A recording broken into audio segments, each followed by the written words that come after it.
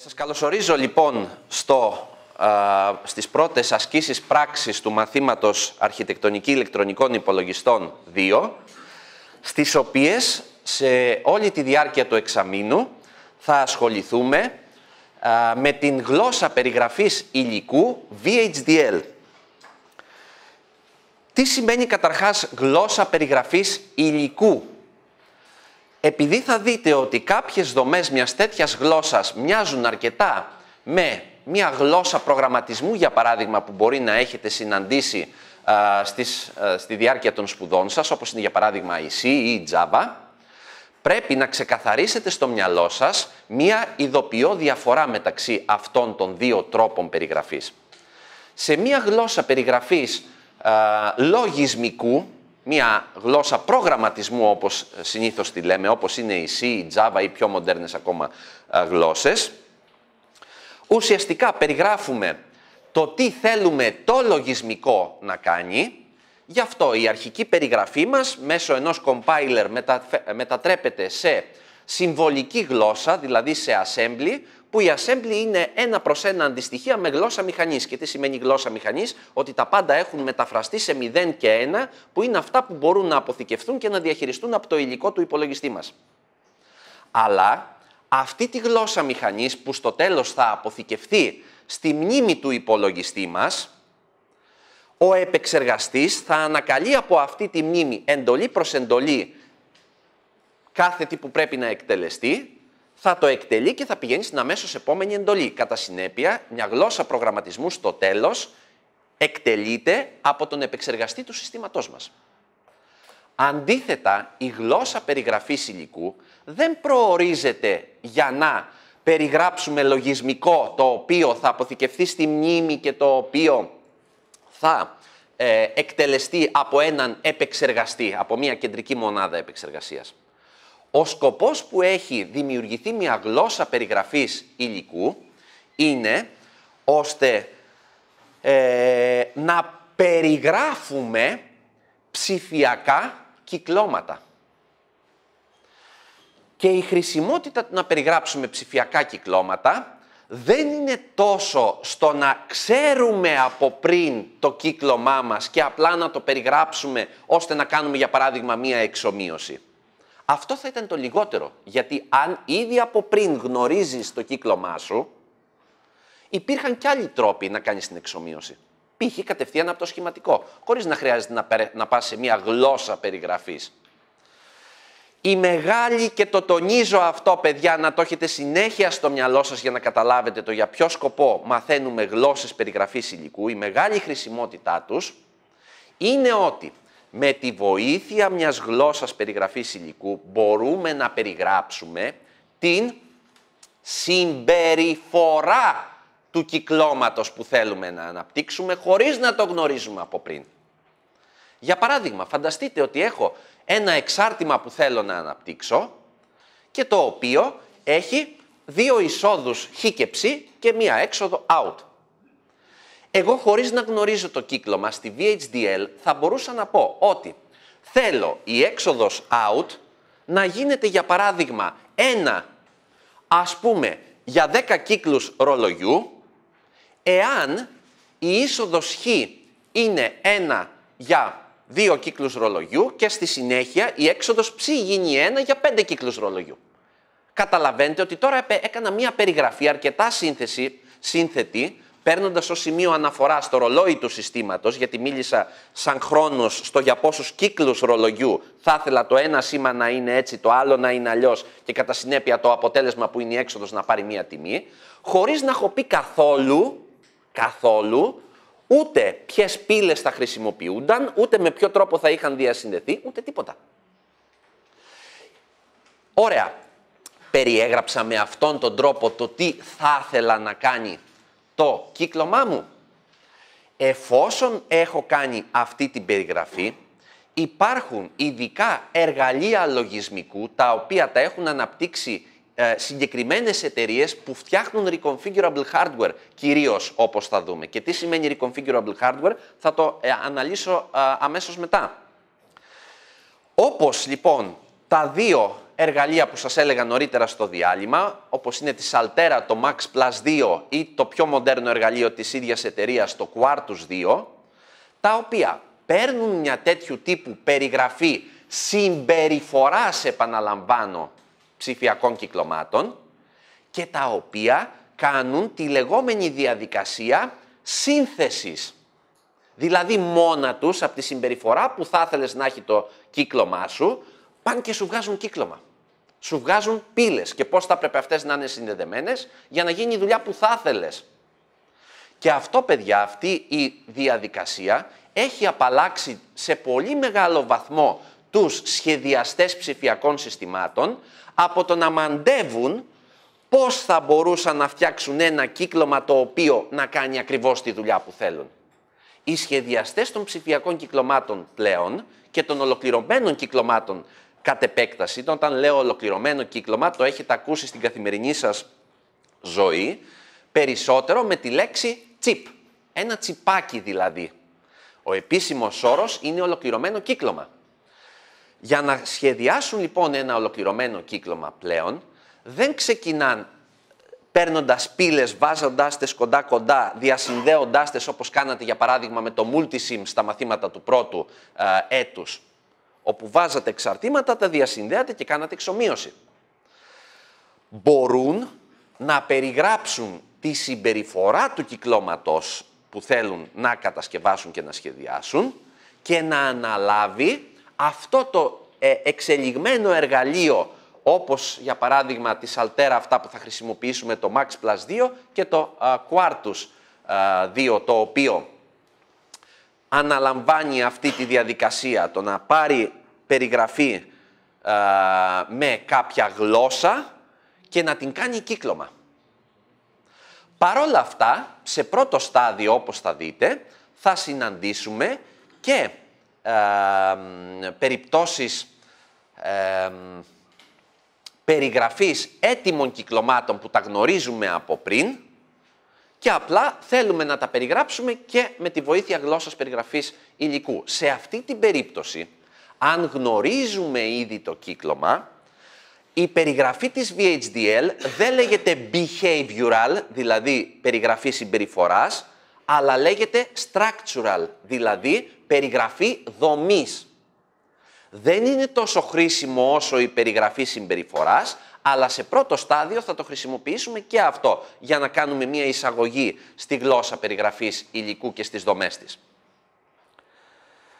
Πριν ξεκινήσω να σας δίνω παραδείγματα της VHDL, θα πρέπει, για να έχετε μία ολοκληρωμένη άποψη το για ποιο λόγο και σε ποιες περιπτώσεις χρησιμοποιούμε γλώσσες περιγραφής υλικού, να μιλήσω για δύο τύπους ολοκληρωμένων κυκλωμάτων, chips δηλαδή.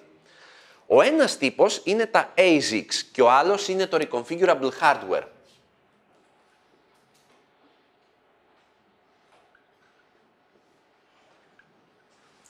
Reconfigurable Hardware. Το ASIC, η οποία συντομογραφία βγαίνει από τις αγγλικές λέξεις Application Specific Integrated Circuit, δηλαδή ολοκληρωμένο κύκλωμα ειδικών εφαρμογών.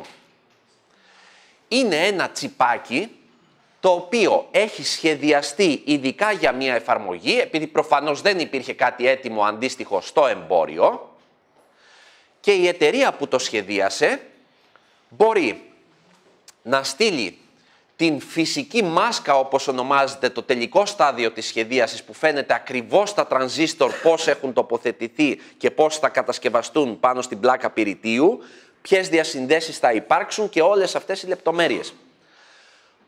Κάτι τέτοιο, μια εταιρεία που έχει αγοράσει ένα license για να αναπτύξει, μια άδεια δηλαδή για να αναπτύξει ένα τέτοιο ολοκληρωμένο κύκλωμα ειδικού σκοπού, και πρέπει να ξέρετε ότι τέτοιες άδειες είναι πανάκριβες, μπορεί να κοστίζουν πολλές χιλιάδες ευρώ για μια ετήσια χρήση και κατά συνέπεια δεν μπορούμε εύκολα ούτε σε πανεπιστημιακό χώρο ή στο χώρο του Ιδρύματός μας ή μια εταιρεία που δεν κάνει συστηματικά μια τέτοια δουλειά να υποστηρίξει το να έχει ένα τέτοιο εργαλείο συνεχώς στις υποδομές της. Παρόλα αυτά, θα βρείτε πολλές εταιρείες ακόμα και στον ελληνικό χώρο που κατασκευάζουν ASICs. Γιατί το να κατασκευάσεις ένα ASIC δεν σημαίνει ότι πρέπει να έχεις δίπλα σου και το εργοστάσιο που θα κάνει το fabrication, την κατασκευή. Εξάλλου πρέπει να γνωρίζετε, παιδιά, ότι τέτοια εργοστάσια που κατασκεύαζαν ολοκληρωμένα κυκλώματα, ενώ μέχρι πριν μια δεκαετία περίπου θα μπορούσατε να βρείτε πολλά στην Αμερική, αρκετά διασκορπισμένα στην Ευρώπη και σίγουρα πάρα πολλά ήδη από την αρχή στην Κίνα, στην Ταϊβάν, Ιαπωνία κλπ.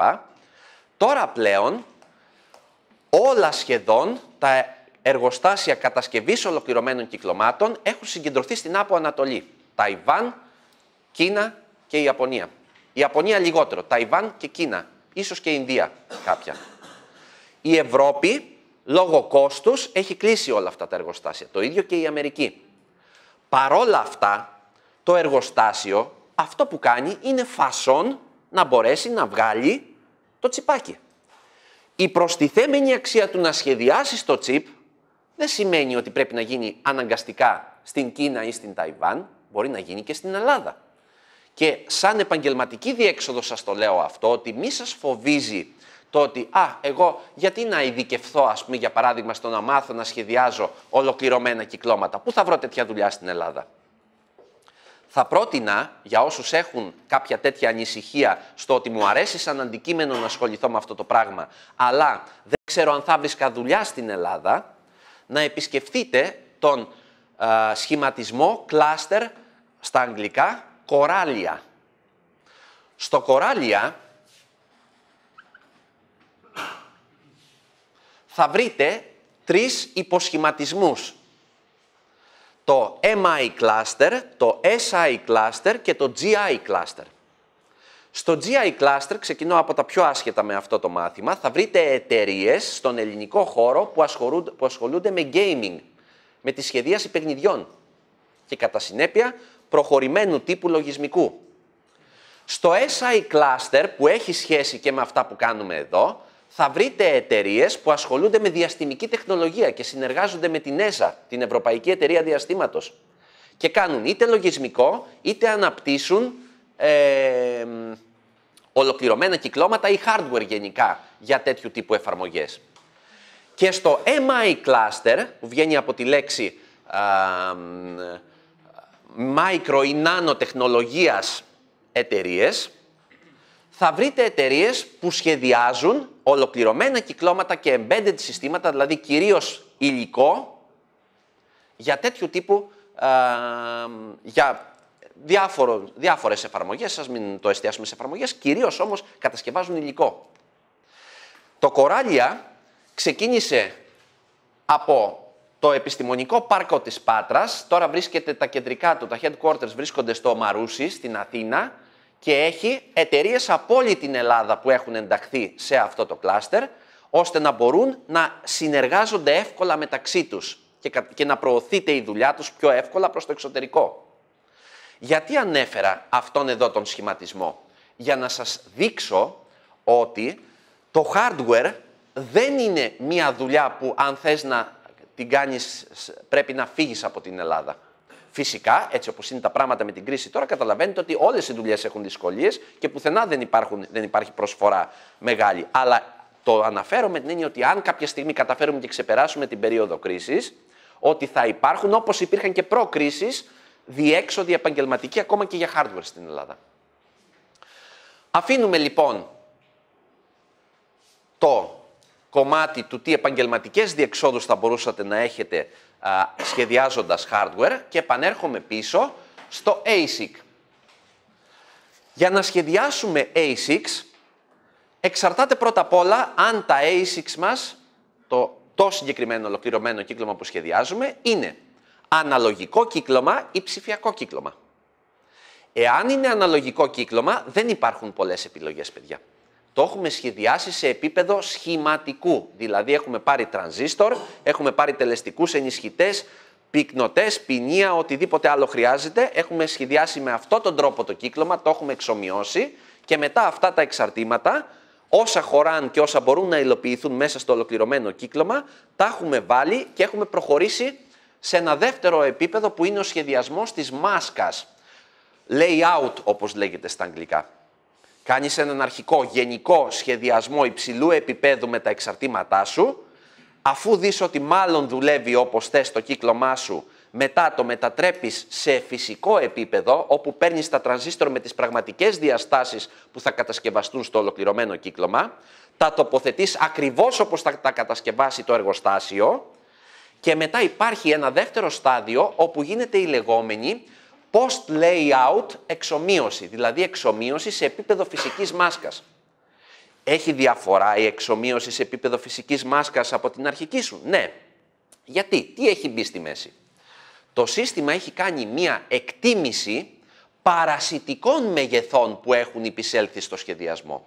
Για παράδειγμα, ανάλογα με το πώς έχει σχεδιάσει τις γραμμές που διασυνδέουν τα εξαρτήματά σου, έχουν δημιουργηθεί παρασιτικές χωρητικότητες, παρασιτικές αντιστάσεις και παρασιτικές αυτεπαγωγές που δεν τις είχες λάβει υπόψη στον αρχικό σχεδιασμό. Και όταν πας να κάνεις την εξομοίωση σε φυσικό επίπεδο, θα δεις ότι μπορεί να δουλεύει τελείως διαφορετικά το κύκλωμά σου. Να ταλαντώνεται σε διάφορα σημεία, τα σήματά σου να έχουν αλλοιωθεί, να υπάρχει θόρυβος παντού κλπ. Και άρα πρέπει να γυρίσεις πίσω και να κάνεις ανασχεδιασμό σε διάφορα επίπεδα. Αν είναι ψηφιακό το κύκλωμά σου, και πάλι η ίδια διαδικασία πρέπει να ακολουθεί, μόνο που έχεις σαν επιλογή στο αρχικό στάδιο να σχεδιάσεις με τη βοήθεια γλώσσας περιγραφής υλικού και όχι κατευθείαν σχηματικού.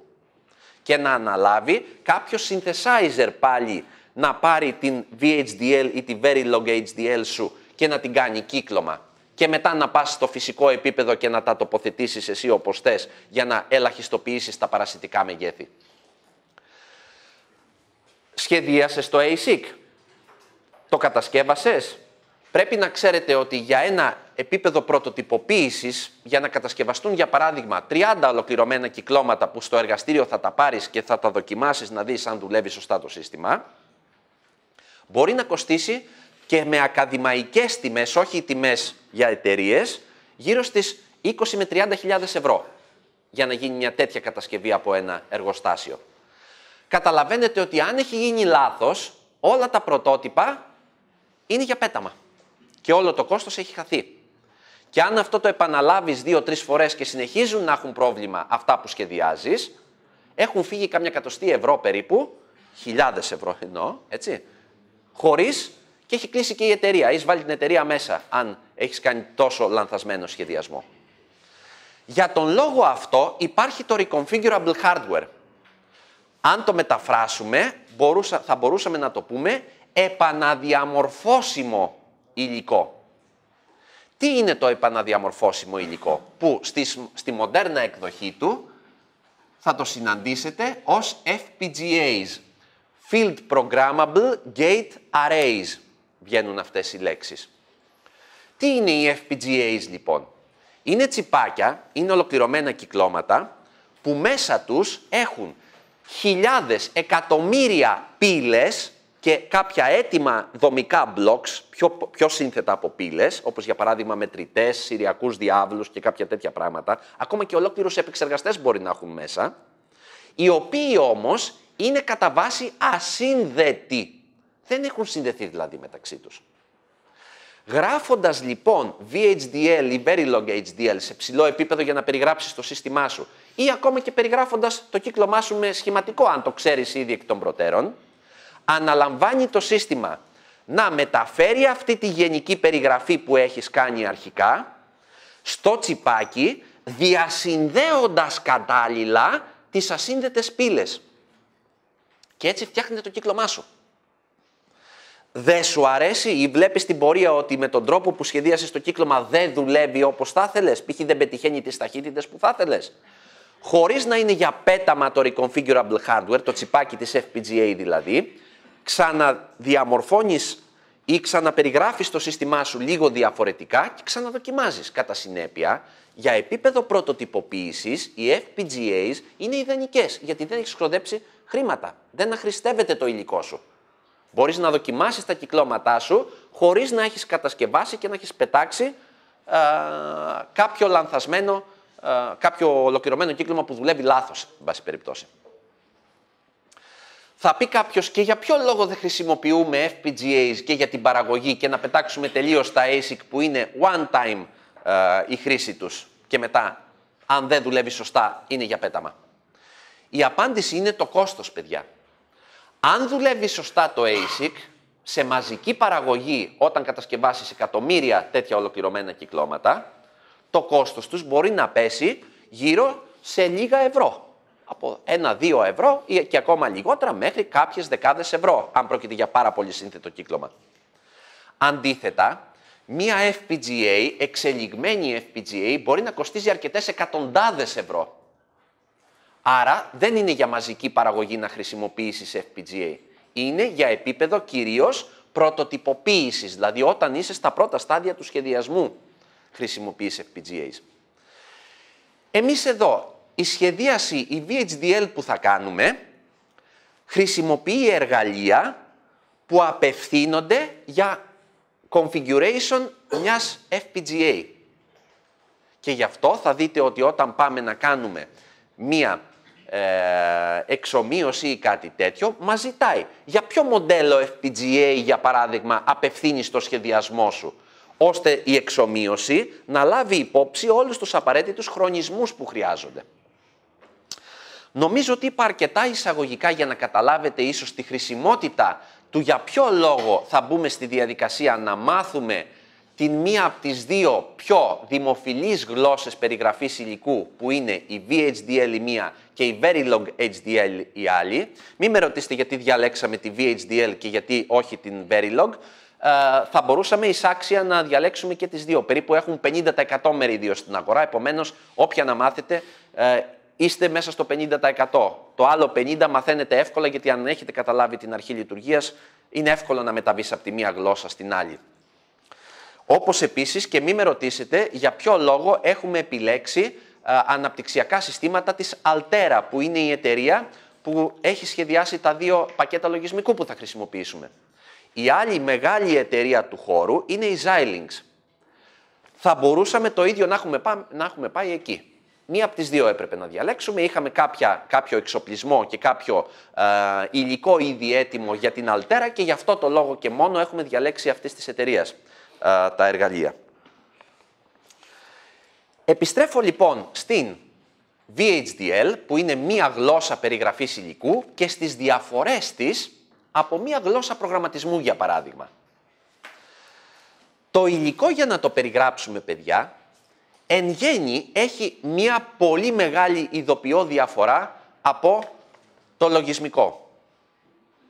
Στο υλικό, και αν σκεφτούμε σαν υλικό π.χ. ένα ολοκληρωμένο κύκλωμα που έχει κάποιες εισόδους και κάποιες εξόδους, υπάρχουν μέσα υποκυκλώματα, τα ζωγραφίζω σαν συννεφάκια, που εκφύσεως δουλεύουν παράλληλα. Επομένως, πρέπει να έχετε συνεχώς στο μυαλό σας ότι αυτά που περιγράφουμε με μια γλώσσα περιγραφής υλικού πρέπει να μπορούν να υποστηρίξουν παραλληλία. Και μάλιστα όχι πρέπει να μπορούν να υποστηρίξουν παραλληλία. Ξεκινάμε θεωρώντας ότι όποιες γραμμές βάζουμε, για παράδειγμα, κώδικα σε VHDL, δεν περιμένουμε ότι εκτελούνται η μία μετά την άλλη. Εκφύσεως περιμένουμε ότι εκτελούνται παράλληλα αυτές οι εντολές. Και μόνο αν θέλουμε να εκτελεστούν σε σειρά, πρέπει να χρησιμοποιήσουμε κάποιες ειδικές δομές, όπως είναι οι διαδικασίες που επιβάλλουν τη σειριακή εκτέλεση των εντολών. Άρα λοιπόν, τονίζω να έχετε συνεχώς στο μυαλό σας την έννοια της παραλληλίας. Τα πράγματα που περιγράφουμε σε VHDL είναι παράλληλα. Θυμίζω κάποιους τρόπους περιγραφής ψηφιακών συστημάτων πρώτα, που έχετε ήδη μάθει από άλλα μαθήματα όπως είναι τα ψηφιακά συστήματα ή η αρχιτεκτονική ηλεκτρονικών υπολογιστών 1 σε κάποιο εισαγωγικό επίπεδο.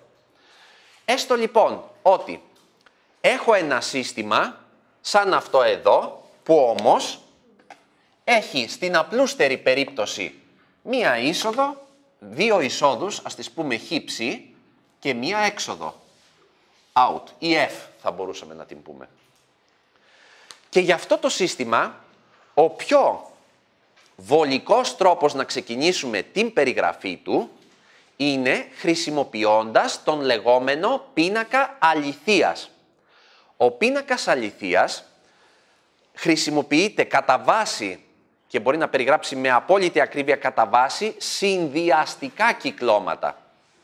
Τι σημαίνει συνδυαστικό κύκλωμα? Σημαίνει ένα κύκλωμα του οποίου ανά πάσα στιγμή η έξοδος του εξαρτάται μόνο από την τρέχουσα τιμή των εισόδων. Θα μπορούσε να εξαρτάται και από κάτι άλλο? Ναι. Θα μπορούσε να εξαρτάται και από προηγούμενες τιμές των εισόδων. Με άλλα λόγια, να έχει μνήμη.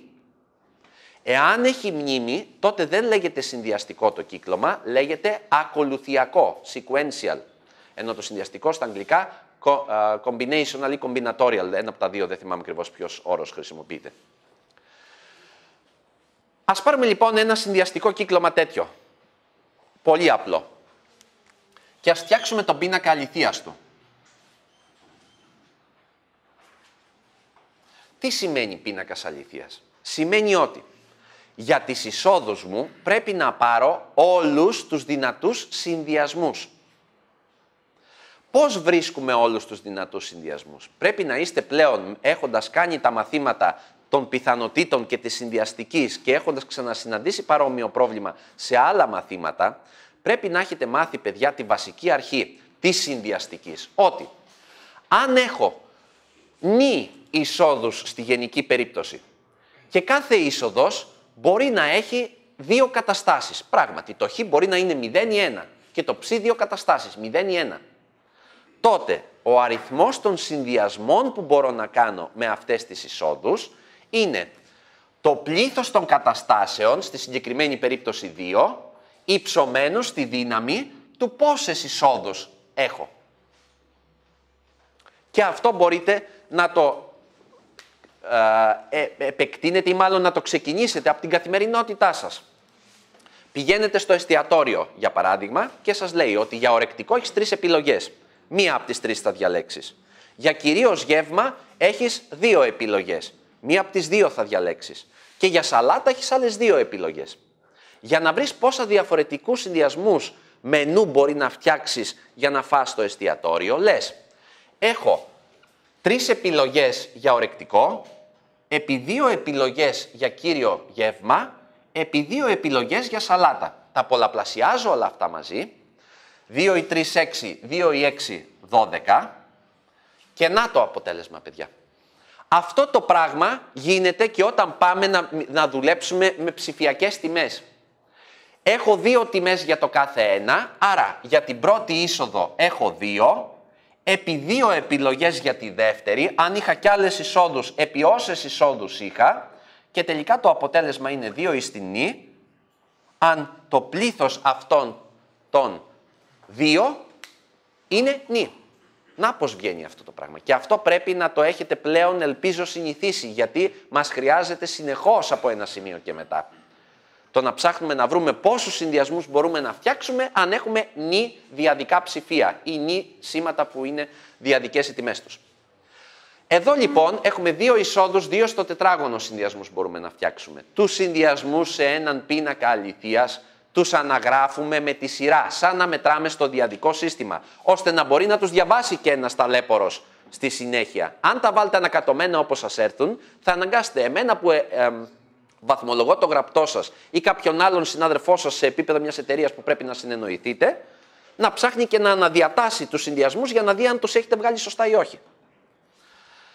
Οι συνδυασμοί λοιπόν είναι και τα 2 να είναι 0. Ο επόμενος, το νούμερο 1 στο διαδικό που είναι 0,1. Το νούμερο 2 στο διαδικό που είναι 1,0.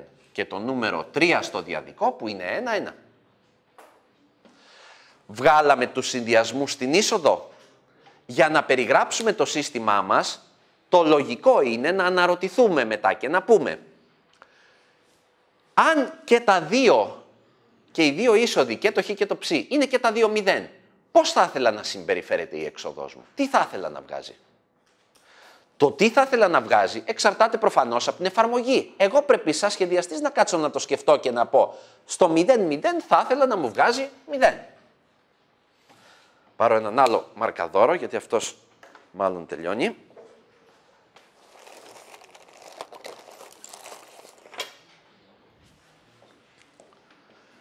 Έρχομαι στη δεύτερη περίπτωση. Όταν το ψ είναι 1 και το χ 0, τι θα ήθελα να γίνεται? Μπορεί για μια συγκεκριμένη εφαρμογή να βόλευε να βγαίνει 1 σε αυτή την περίπτωση. Στην τρίτη περίπτωση μπορεί να βόλευε να έχω 1. Στην τέταρτη να έχω 0. Έχω φτιάξει αυτό το πίνακα, ο οποίος παρεπιπτόντος περιγράφει την λογική πράξη XOR. Έτσι όπως τον έφτιαξα. Εξάλλου εδώ πέρα, παιδιά, με δύο μεταβλητές, δεν έχουμε και πολλές εναλλακτικές λύσεις. Κάποια λογική πύλη θα βγει, κάποια βασική λογική πύλη θα βγει, ανάλογα με τους συνδυασμούς που θα κάνουμε.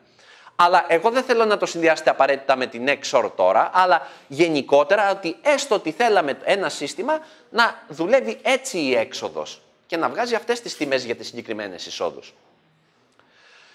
Αυτός είναι ο πιο λογικός τρόπος να ξεκινήσεις την περιγραφή ενός συνδυαστικού κυκλώματός σου. Με έναν πίνακα αληθείας, γιατί ακριβώς περιγράφει σχεδόν τη συμπεριφορά του κυκλώματος, του πώς θα ήθελες να δουλεύει. Πώς πάμε τώρα από πίνακα αληθείας σε άλλους τρόπους περιγραφής, όπως είναι για παράδειγμα οι λογικές συναρτήσεις καταρχάς και κύκλωμα σε δεύτερο στάδιο. Και θα κάνω ένα παράδειγμα στη δεύτερη ώρα, στο πώς από έναν από αυτούς τους τρόπους μπορεί να πάμε στον άλλον. Ας ξεκινήσουμε καταρχάς από τον πίνακα αληθείας να πάμε σε λογική συνάρτηση. Εάν θέλουμε να φτιάξουμε άθροισμα γινωμένων, λογική συνάρτηση που είναι αθροίσματα γινωμένων, δηλαδή γινόμενο όταν λέω, εννοώ πράξη AND, λογικού και. Άθροισμα όταν λέω στην άλγευρα Boole, εννοώ λογικό OR, δηλαδή ή. Υπάρχει και τρόπος από πίνακα αληθείας που τον έχετε μάθει στα ψηφιακά συστήματα να πάω σε γινόμενο αθροισμάτων. Δεν θα τους εξετάσουμε αναλυτικά αυτούς τους τρόπους τώρα. Μπορείτε να πάτε στην ύλη αυτών των μαθημάτων και να τα θυμηθείτε. Εδώ θα κάνουμε τα απολύτως απαραίτητα για να προχωρήσουμε γρήγορα στην VHDL. Ας πούμε λοιπόν ότι θέλουμε άθροισμα γινωμένων. Κοιτάμε τον πίνακα αληθείας και εστιάζουμε στις γραμμές που η έξοδος είναι 1. Ποιες είναι αυτές οι γραμμές? Να η μία, να και η δεύτερη. Λέμε λοιπόν, η έξοδος μας θα πρέπει να ισούται με δύο γινόμενα, το 2 πώς έχει βγει, γιατί σε δύο γραμμές έχω άσους, όπου το πρώτο γινόμενο φτιάχνεται με τις μεταβλητές εισόδου χ και ψ, είτε με αντιστροφή είτε χωρίς αντιστροφή, ανάλογα με το αν βρίσκω τη μεταβλητή με 0 ή 1. Π.χ. εδώ στην πρώτη γραμμή που βρίσκω τη χ με 0, θα βάλω στο πρώτο γινόμενο το χ με αντιστροφή. Επί το ψ χωρίς αντιστροφή, γιατί το συναντώ με 1. Το δεύτερο άθροισμα είναι χ χωρίς αντιστροφή, γιατί το συναντώ με 1, επί ψ με αντιστροφή, γιατί το συναντώ με 0. Τι μου λέει αυτή η λογική συνάρτηση αν πήγαινα να τη διαβάσω χωρίς να γνωρίζω τον πίνακα αληθείας? Ας προσπαθήσουμε, παιδιά, να τη διαβάσουμε με τις λογικές πράξεις, αλλά χρησιμοποιώντας όσο το δυνατόν πιο φυσική γλώσσα. Μας λέει λοιπόν ότι η έξοδος θέλουμε να είναι 1 αν το χ είναι 0 και το ψ είναι 1 ή το χ είναι 1 και το ψ είναι 0. Αυτό δεν μου λέει και ο πίνακας? Θα αναρωτηθεί κάποιος πώς έβγαλες εδώ το συμπέρασμα ότι εδώ στο πρώτο συστατικό ότι το χ να είναι 0 και το χ να είναι 1. Αυτό βγαίνει, παιδιά, αν σκεφτείτε ότι εδώ πρόκειται για πράξη AND. Και η AND για να βγάλει αποτέλεσμα 1 πρέπει και οι δύο είσοδοι να είναι 1. Όμως το χ είναι αντεστραμμένο. Για να βγει τελικά 1 πρέπει πριν την αντιστροφή να είναι 0. Να λοιπόν πώς μεταφράζεται και πώς έβγαλα αυτή την πρόταση του ότι το out είναι 1 αν το χ είναι 0 και το ψ 1, ή το χ είναι 1 και το ψ είναι 0. Με τον ίδιο ακριβώς τρόπο θα μπορούσατε να έχετε διαβάσει αυτό που είπα μόλις τώρα και από τον πίνακα αληθείας. Εγώ ξεκίνησα δίνοντάς σας κατευθείαν τη μεθοδολογία. Και ποια είναι η μεθοδολογία? Πάμε στις γραμμές που η έξοδος είναι 1 και αν συναντήσουμε μία μεταβλητή για να φτιάξουμε το γινόμενο με 0, τη μεταβλητή την παίρνουμε με αντιστροφή. Αν συναντήσουμε τη μεταβλητή με 1, την βάζουμε στο γινόμενο χωρίς αντιστροφή. Και τα γινόμενα τα προσθέτουμε, τα συνδέουμε με πράξη OR. Πάμε τώρα να δούμε πώς σχεδιάζουμε κύκλωμα, αν είμαστε σε αυτό εδώ το σημείο. Πρώτα απ' όλα, μπορεί να φανταστείτε αυτό εδώ το πράγμα με παρενθέσεις για να ορίσουμε την προτεραιότητα των πράξεων. Τι σημαίνει λοιπόν αυτό εδώ? Ότι πρώτα πρέπει να γίνουν τα γινόμενα, η πράξη AND δηλαδή, και η δεύτερη πράξη AND, και μετά οι έξοδοι αυτών των πράξεων AND να συνδεθούν μεταξύ τους με μία OR. Άρα το OR είναι το τελικό στάδιο. Είναι μία πύλη που έχει μπει στην έξοδο για να φτιαχτεί το out. Και τα δύο γινόμενα έχουν δημιουργηθεί από τις δύο παρενθέσεις που έβαλα ότι πρώτα πρέπει να γίνουν από τις τιμές της εισόδου. Το χ και το ψ τα χρειάζομαι και στην αντεστραμμένη και στην μη αντεστραμμένη μορφή τους. Ένας συστηματικός τρόπος να βάζουμε τις εισόδους είναι να τις βάζουμε εδώ πλαγίως και κάθετα όπως θα δείτε. Για παράδειγμα, έστω ότι το χ είναι εδώ και το ψ είναι εδώ. Από το χ, για να έχω διαθέσιμη όσες φορές χρειαστώ την αντιστροφή του, παίρνω και μία παράλληλη γραμμή που την περνάω μέσα από αντιστροφή. Το ψ ομοίως. Και έτσι, από αυτή τη γραμμή παίρνω το χ αν χρειάζομαι, ενώ από αυτή παίρνω το χ not. Από αυτή παίρνω το ψ, από αυτήν παίρνω το ψ not. Και έρχομαι τώρα οριζοντίως να φέρω γραμμές που θα τέμνουν τις κάθετες. Η πρώτη, το πρώτο γινόμενο, χ not επί ψ. Άρα θα πάρω από το χ not και όχι από το χ, μία είσοδο, και ψ χωρίς αντιστροφή. Να το πρώτο γινόμενο πώς θα φτιαχτεί. Στη δεύτερη περίπτωση, το χ χωρίς αντιστροφή και το ψ με αντιστροφή. Άρα, κάνω με τις κουκίδες τη διασύνδεση από τις κατάλληλες κάθετες γραμμές για να φτιαχτούν τα δύο γινόμενα. Αν χρειαστεί στη συνέχεια, μπορεί να κάνουμε και πιο σύνθετα παραδείγματα με περισσότερες μεταβλητές. Τώρα τα κάνω απλά και μόνο για να δείξω τους τρεις τρόπους περιγραφής. Μετά το διάλειμμα θα περιγράψουμε στα γρήγορα πώς από τον έναν τρόπο μπορούμε να πάμε στον άλλον και να κάνουμε ένα πολύ απλό παράδειγμα σε VHDL. Δεν ξέρω αν τελικά θα προλάβουμε να δούμε το πρώτο εργαλείο σήμερα, που είναι το Max Plus 2. Ίσως δούμε και τα δύο εργαλεία την επόμενη εβδομάδα, και το Max Plus 2 και το Altera Quartos. Κάνουμε ένα διάλειμμα.